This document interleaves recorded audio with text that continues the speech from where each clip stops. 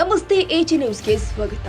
ಕೃಷ್ಣೆಯ ಒಡಲು ಬರಿದಾಗಿರೋದ್ರಿಂದ ಹಿಪ್ಪರಗಿ ಜಲಾಶಯ ಹಿನ್ನೀರು ನಂಬಿರುವ ಬಾಗಲಕೋಟೆ ಮತ್ತು ಬೆಳಗಾವಿ ಜಿಲ್ಲೆಗಳ ಹಲವಾರು ನಗರ ಮತ್ತು ಗ್ರಾಮಗಳಿಗೆ ಕುಡಿಯುವ ನೀರಿಗೆ ತತ್ವಾರ.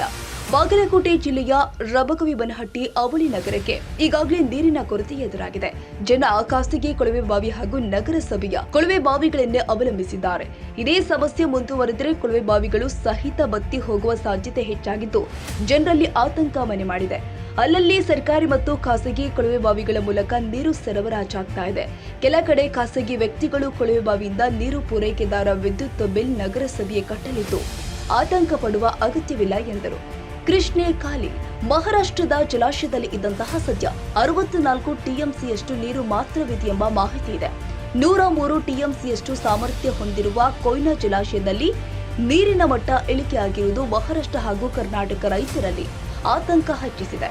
ಜೂನ್ ತಿಂಗಳ ಮೊದಲ ವಾರದಲ್ಲಿ ಕೊಂಕಣ ಭಾಗದಲ್ಲಿ ಮಳೆಯಾಗ್ತಾ ಇತ್ತು. ಆದರೆ ಸದ್ಯದ ಪರಿಸ್ಥಿತಿಯಲ್ಲಿ ಮಳೆಯಿಲ್ಲದೆ ಸಮಸ್ಯೆ ಹೆಚ್ಚಾಗುವ ಸಾಧ್ಯತೆ ದಟ್ಟವಾಗಿದೆ.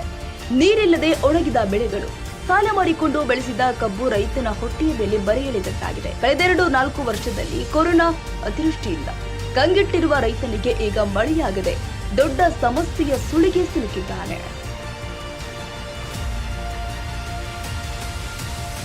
ತಾಜಾ ಸುದ್ದಿಗಾಗಿ ಎಜೆ ನ್ಯೂಸ್ 24x7 ಗೆ ಸಬ್ಸ್ಕ್ರೈಬ್ ಮಾಡಿ ಮತ್ತು ಬೆಲ್ ಐಕಾನ್ ಒತ್ತಿ ತಪ್ಪದೇ ಲಿಂಕ್ ಶೇರ್ ಮಾಡಿ.